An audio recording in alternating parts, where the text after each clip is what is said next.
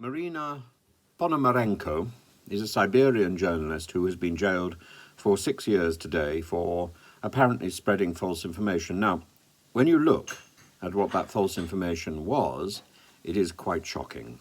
The false information on which she was convicted was the details about the bombing of the Mariupol theatre in Ukraine, where a huge number of women and children were sheltering from the Russian bombs, and it was attacked. They were killed.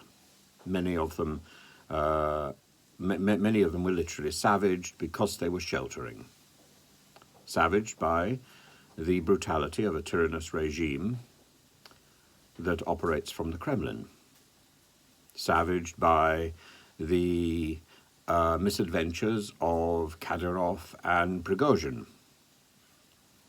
Savaged by the desperation of the Kremlin elite to remain in power. So she said in defiance that no totalitarian regime is ever as strong as the moment before its collapse.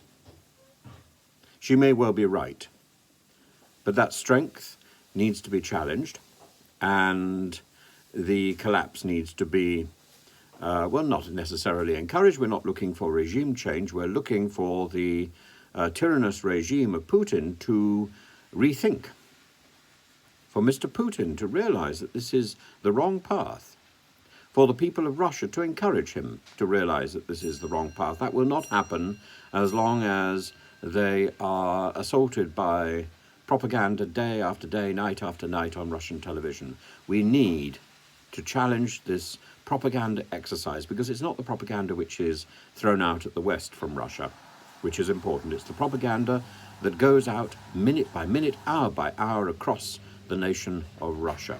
And that should concern us, because it's that that keeps Mr. Putin's crazy plans in action. Because he thinks he's supported, and indeed he is, because there is no alternative. This is the only news people get about Mr. Putin's brilliance, about Mr. Putin's victories, about Mr. Putin's necessary response to NATO aggression. There is no NATO aggression. There is no invasion by Poland of Ukraine. There is no plan to nuke or invade Moscow. This is all the fantasy of Mr. Putin's Kremlin propaganda, and it needs challenging. Not for the West, but for Russia.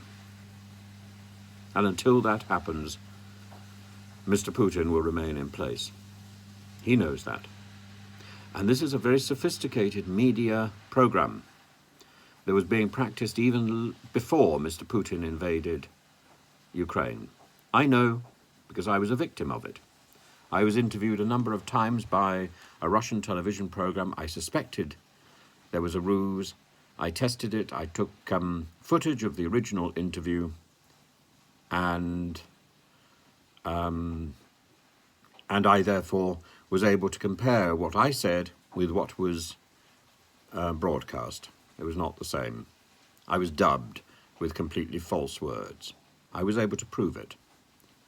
The interview was taken down, or at least the second interview was taken down, and it's nowhere to be found.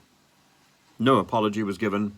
I eventually gave the story to the BBC, who ran a very interesting report on it, which you can find if you type into the internet BBC dubbing and my name, Tim Wilson. You will find the story. BBC dubbing, or Russian dubbing, and my name. And I wasn't the only person to suffer from this. There was a man called Professor John Curtis, who's the psephologist from a Scottish university. And he's the person wheeled out to give his opinion about the voting intentions of people during an election. He was also misrepresented. He was also dubbed with completely spurious words. It's no accident. If they can do it to me when it's not important, how much more can they do it to people when it is important? The Russian people are being fed a diet of deceit and propaganda, and this needs to be challenged. And meanwhile, people who actually tell the truth are being imprisoned for up to 6 years or more because they have told the truth, because they have defied the tyranny run from the Kremlin. We need the Kremlin to rethink what it's doing. And it will, if the people of Russia request it.